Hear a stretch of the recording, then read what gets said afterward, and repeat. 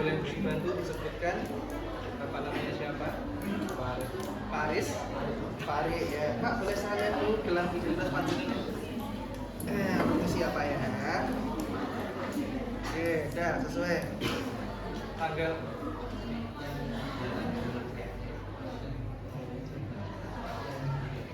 ya betul bangga. Jangan kenceng-kenceng ya. Tanggal, bulan, tahun lahir sudah sesuai Pak Ari. Oke, jadi tujuan saya di sini adalah untuk melakukan perawatan kolostomi atau stoma pada Pak Ari. Agar apa? Agar Bapak satu nanti di area luka kolostomi atau luka stomanya tidak infeksi, kemudian yang kedua Bapak sudah nyaman, dan yang ketiga memang waktu sudah ganti paket. Untuk prosedurnya, untuk langkah-langkahnya, yang pertama nanti saya akan menyiapkan peralatan terlebih dahulu. Kemudian saya akan menilai bagaimana kondisi feses panjenengan. Kemudian saya akan melepas kolostominya. Kemudian saya akan membersihkan satu stoma panjenengan, dua luka di area yang dijahit gitu, di area kolostomi. Kemudian yang ketiga, saya akan menilai adakah tanda-tanda infeksi. Kemudian saya juga akan menilai vitalitas stoma Bapak bagaimana. Selanjutnya saya akan memasang stoma Bapak dengan kantong kolostomi yang baru. Untuk durasi pengerjaan kurang lebih 5-10 menit. Apakah Bapak bersedia? Bersedia, saya akan izin untuk menyiapkan peralatan terlebih dahulu ya Pak ya. Oke teman-teman, di sini peralatan yang biasa dipakai untuk perawatan kolostomi standar ya. Ada pelak, itu biasa. Ada bengkok, kemudian ada kom, ini kom besar ya. Kom besar boleh, kom sedang boleh, kom kecil boleh. Kemudian handsgown, wajib hukumnya handsgown. Kemudian kasa, ini. Kasa yang dipakai boleh kasa bersih, kasa steril. Kalau di rumah sakit dulu pengalaman saya biasa menggunakan kasa steril ya teman-teman. Steril. Kemudian ada cara fisiologis. NaCl, NS 0,9%. Kemudian tidak lupa kantong kolostominya, kolostomi bag. Ini opsional ya. Cotton bale boleh dipakai, boleh tidak.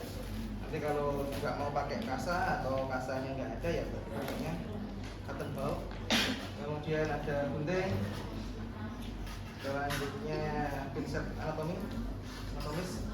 Selanjutnya ada pinset biologis.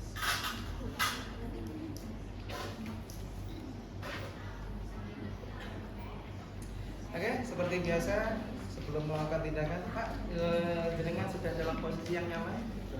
Kira-kira kalau kita mau mengganti kantong kolostomi ya, melakukan perawatan stoma seperti ini, posisi yang paling nyaman apa teman-teman? Duduk, berdiri, atau tiduran? Tiduran. Sebelumnya tadi kan saya tanya ke Mbak PJ ya, misal nek penteme ini bisa tidur gini malah enak seperti itu. Tapi karena sudah terbentuk seperti ini, nah posisinya biasanya seperti itu, sebelah sini gitu. Kalau pengalaman selama ini saya di rumah sakit posisinya sebelah sini, kalau enggak sebelah sini, jadi agak miring, lebih pojok lagi daripada di penter, tapi tidak apa. Yang penting ada sedikit penternya.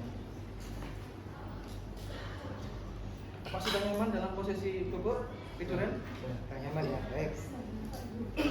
Oke, kemudian jangan lupa teman-teman ya, privacy. Saya tutup dulu ya Pak ya. Ini ya. Privacy. Kemudian cuci tangan kapan-kapan, jangan lupa teman-teman. Selanjutnya kita pakai handscoon terlebih dahulu. Handscoon yang digunakan kira-kira handscoon steril atau bersih? Handscoon bersih.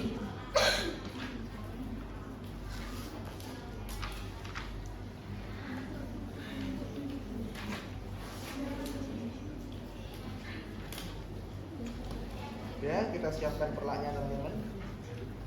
Aja ya.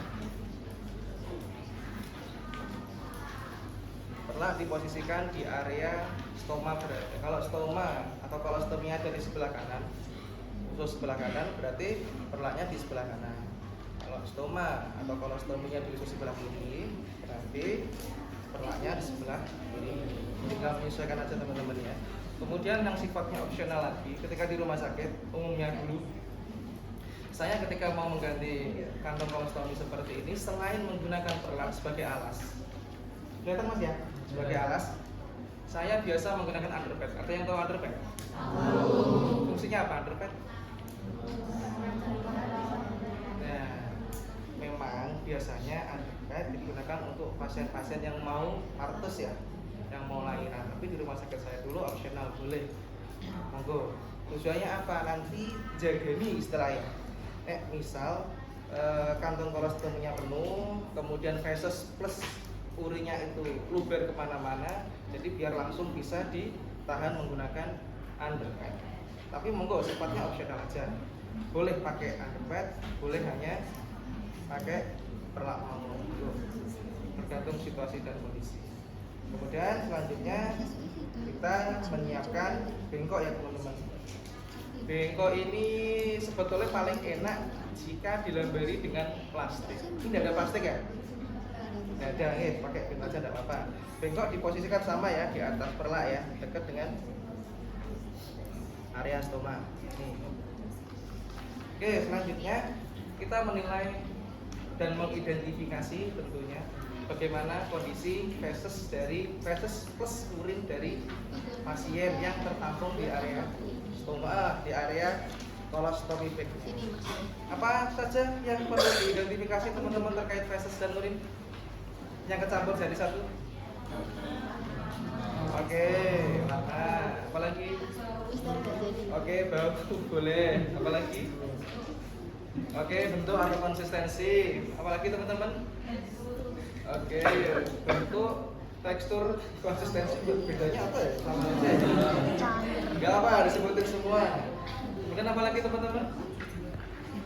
Jumlah. Jika sudah mau penuh, biasanya kalau enggak setengah ya 3/4 teman-teman yang waktunya ganti. Kalau nggak diganti nanti pasiennya nggak nyaman. Pak, mohon maaf, ini karena kantong stoma atau kantong kolostomi sudah mau penuh. Ini saya buang dulu ya Pak ya fesesnya ya. Kalau di kertas SPO kan ada tulisan klip kayaknya ya. Nah, itu berlaku apabila yang digunakan sebagai kantong stoma ini sifatnya bisa dipakai berkali-kali. Nah, kebetulan yang saat ini kita pakai adalah disposable, sekali pakai. Kalau yang tidak sekali pakai itu ada klipnya teman-teman, sebelah sini biasanya, bawah sini. Jadi nanti tekuk gini tuh, tekuk gini misalnya, nah seperti ini misalnya ya. Kemudian dikunci dengan klip gitu, kunci gini. Itu nanti tuh kantong stomanya, kantong kolostominya bisa dipakai berkali-kali. Hanya saja minusnya satu, agak mahal harganya. Itu satu harganya kurang lebih kalau di tempat saya dulu 30-40 ribuan. Kalau sehari non sewu buang 3 kali berarti sehari 100 ribu teman-teman. Sebulan berarti kurang lebih 3 juta. Hanya untuk ini saja. Belum lagi nanti pasiennya nggak berani ya misalnya ya, masih takut atau belum paham, belum berani, nah tolong perawat misalnya. Itu bisa sampai 200 ribu sekali ganti. Nah karena di sini adanya yang sekali pakai ya kita simulasikan ini seolah-olah ada klipnya gitu aja ya. Nah setelahnya kita buang dulu fesesnya, klip dibuka, kemudian dialirkan ke area bengkok. Buang ya. Oke, mau dibuang Pak nggih? Oke, buang. Oke, setelah dibuang, kemudian kita ganti handscoon ya teman-teman ya.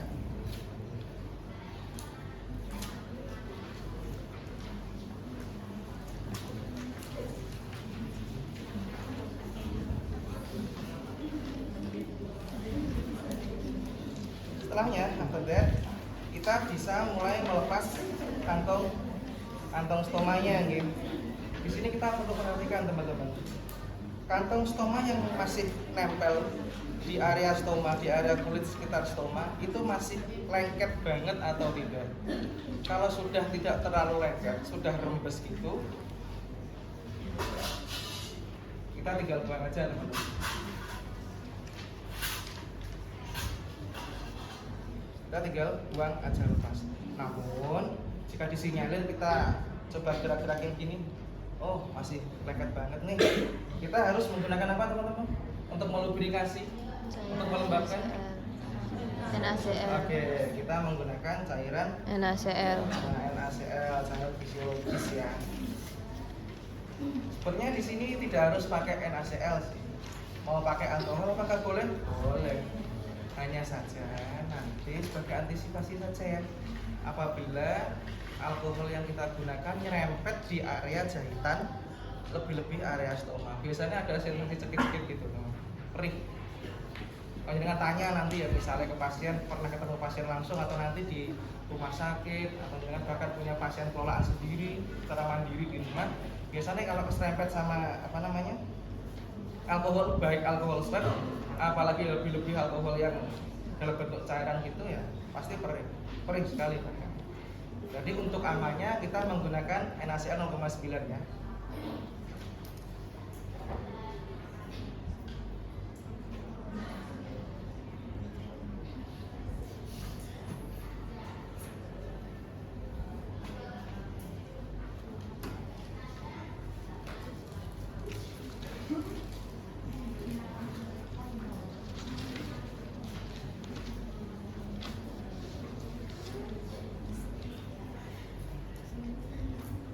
Siapa ya? Kalau pas kalau teman-teman ya. Mohon maaf ya.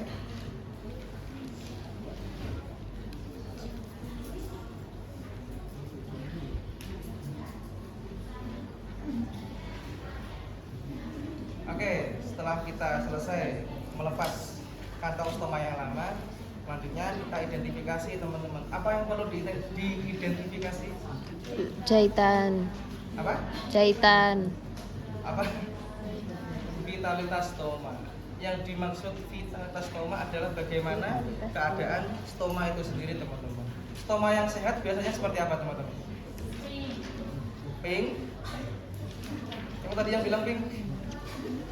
Pink atau kemerahan, teman-teman? Ya, kurang sedikit lah ya. Kemerahan. Yang tidak sehat biasanya satu warnanya pucat, kemudian yang kedua warnanya hitam.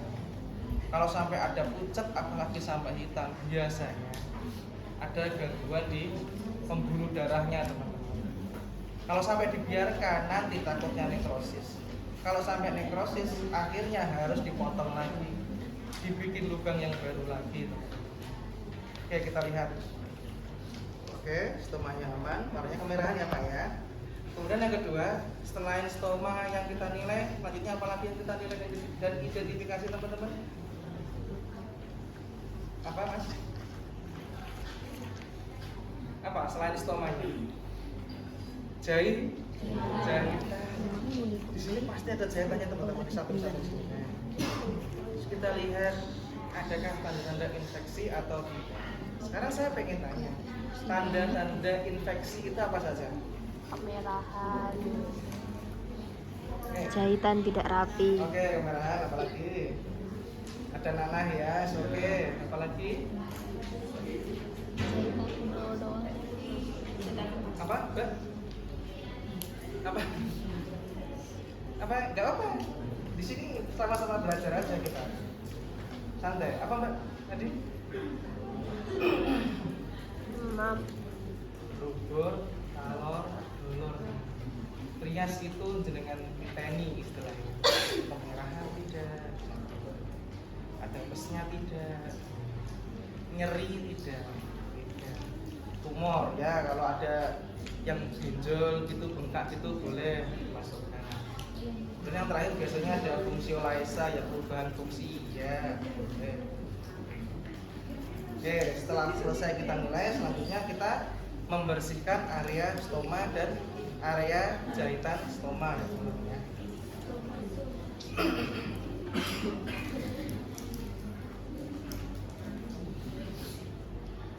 Seperti biasa kita menggunakan kasa dan cairan fisiologis, teman-teman ya.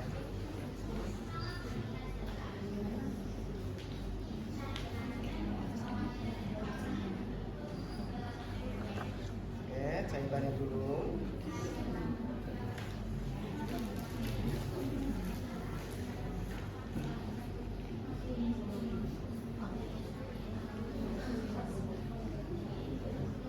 dan dilanjutkan ke area stomanya. Teman-teman jangan khawatir ya, jadi ketika kita membersihkan stoma, terutama stomanya ya yang jendol keluar gitu, tempat keluarnya feses dan kadang ada campuran urin juga dari lubang sini tuh. Kalau kondisinya sehat, kalau pasien kondisinya sehat dan kedua stomanya itu tidak infeksi gitu, dipegang nggak nyeri teman-teman. Jadi jangan khawatir ya.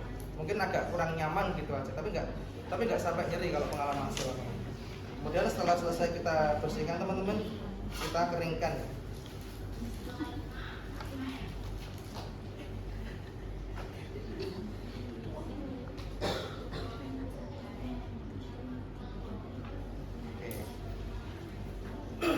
Selanjutnya, sebelum kita mulai mengganti dengan kantong atau memasang kantong kolostomi yang baru,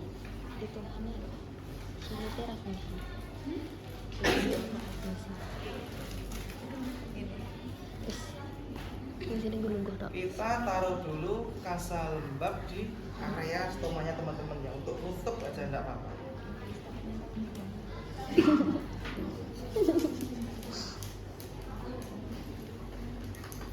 Agar tidak terpapar dengan udara luar terlalu lama teman-teman.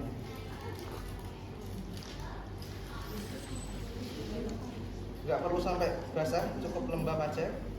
Kemudian kita tutupkan di area stomanya.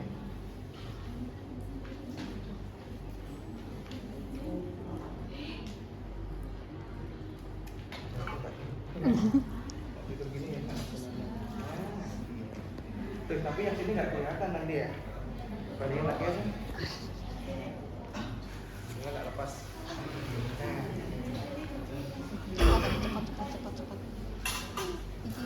Kemudian selanjutnya teman-teman kita bisa mulai membuka ya. Bungkus dari kolostomi yang baru. Mbak Pece, mohon maaf di sini tidak ada salepnya ya. Nggak ada. Oh, tapi memang nggak ada atau dipakai? Nggak ada. Bisa nggak apa? Kenal aja.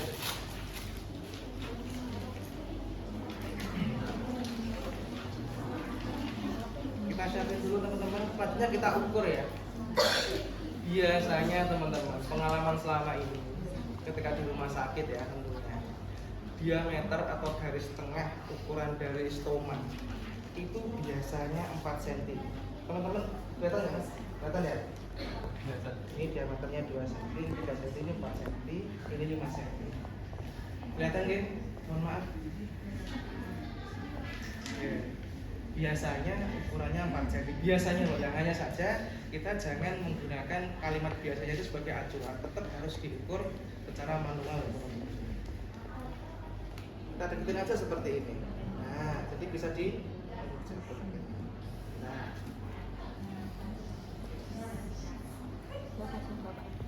ukur dulu, kita deketin ke area stoma, kemudian kita lakukan pengukuran. Kira-kira segini, oh ya 4 cm pas nih. Oke, setelahnya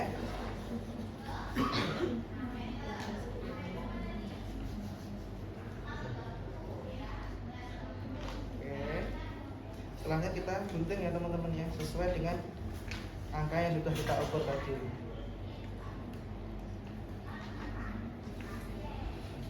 Udah lepas ya, tinggal gunting aja teman-teman.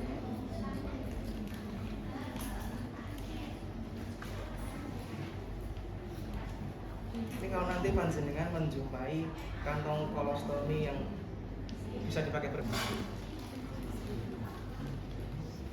Sebelum kita pasang teman-teman, pastikan tidak ada udara yang ada di dalam. Kalau jenengan pakai yang bisa dipakai berkali-kali kantong kolostomi, biasanya itu bergendung teman-teman ya, agak mengembung gitu. Jadi pastikan tidak ada udara di dalam. Soalnya apa? Nanti misal ada udaranya, kemudian klemnya itu dibuka, udaranya keluar, apa yang terjadi kira-kira? Belum pernah ya bau gitu, belum pernah kan? Nah nanti di rumah sakit ya teman-teman. Nah, yang tahu ya. Oke, sebelum kita mulai memasang, mas boleh dibantu masih itu kasih. Ini sifatnya optional, boleh dipakai, boleh tidak, tergantung kondisi luka atau jahitan pasien. Sebenarnya ada salepnya harusnya ya, kalau sesuai dengan buku panduan ada tuh salepnya? Ada ya? Zinc atau di rumah sakit sih biasanya ada bioplacenton, ya, ada beta-misin salt, boleh, monggo. Kita ibaratkan kayak gitu. Kita ambil sedikit salepnya, jangan lupa sebelum kita ambil salep biar nggak lengket, jari yang digunakan untuk ambil salep dibasahi dengan cairan fisiologis terlebih dahulu. Kemudian oleskan di area jahitan stoma sini. Oke. Naknya tuh. Oh, miring. Mulai kita pasang teman-teman ya.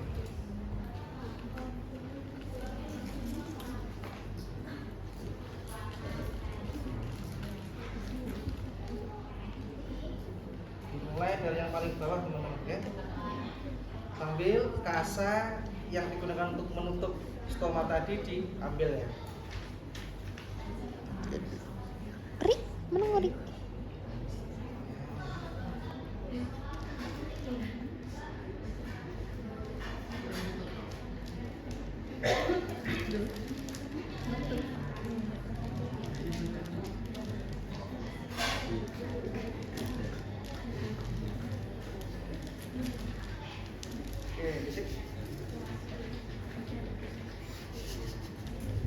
Setelahnya kita pastikan dulu rembes atau tidak, bocor atau tidak ya teman-teman ya.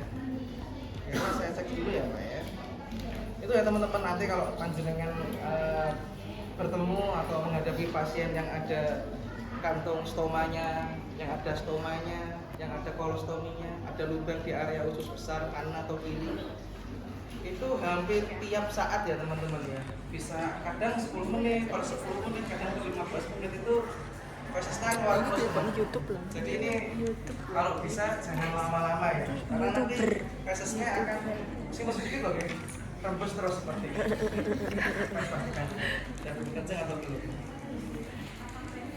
Oke, sudah kencang, aman, pastikan ya. Prosesnya satu lagi, sebelum kita memasang kantong kolostomi, kita harus pastikan terlebih dahulu pasien kita ini adalah pasien satu yang bed rest atau pasien yang bisa mobilisasi secara mandiri. Saya dulu pernah punya pasien cewek, usianya belum ada 30 tahun deh pada saat itu, 29 tahun lah.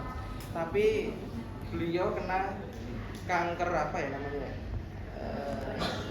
Kanker rahim kayaknya. Kemudian dilakukan tindakan histerektomi, rahimnya diambil. Selanjutnya kok delala, selang beberapa tahun kemudian usus besarnya ada masalah. Ternyata kankernya sudah metastasis, sudah nyebar ke area usus besar. Akhirnya dibuatin lubang stoma. Tapi alhamdulillah, meskipun ya musibah itu ya, masih ada alhamdulillahnya, beliau bisa beraktivitas seperti biasa. Nah, kalau pasiennya bisa beraktivitas seperti biasa, upayakan posisinya seperti ini teman-teman ya. Jadi kalau dibawa kemana-mana itu nempelnya posisinya gini. Gini. Jadi tinggal dimasukkan celana, tutup baju, udah selesai.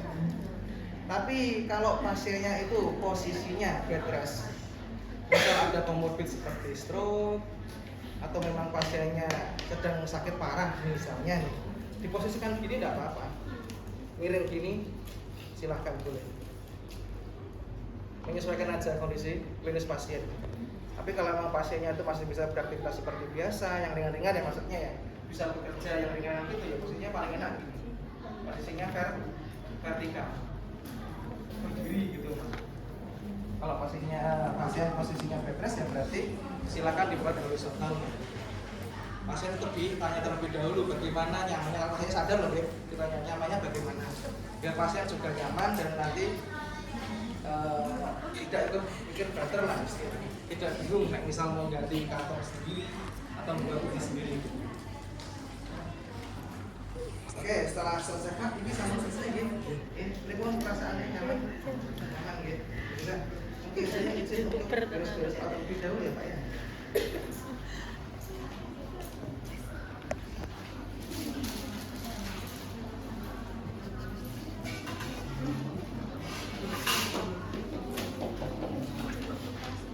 tangan, jangan lupa dengan 6 langkah. Selanjutnya kita evaluasi kepada pasien ya. Pak, kita sudah selesai, saya sudah selesai untuk melakukan tindakan perawatan kolostomi kantong stoma. Gimana? Sudah lebih nyaman tuh? Oke. Jadi nanti untuk evaluasinya 1 atau 2 jam ke depan kami akan datang kembali untuk melihat dan menilai bagaimana kondisi stoma Bapak, bagaimana kondisi kantong stoma Bapak. Ada pertanyaan Bapak? Jika tidak, saya pamit undur diri terlebih dahulu. Semoga lekas sembuh ya Pak. Ada pertanyaan teman-teman? Ya. Satu-satu? Nggak mau aja. Perwakilan aja ya. Iya. Aku jadi kok ngaku. Lalu kok. Ini loh, saya Wes tayan, wes.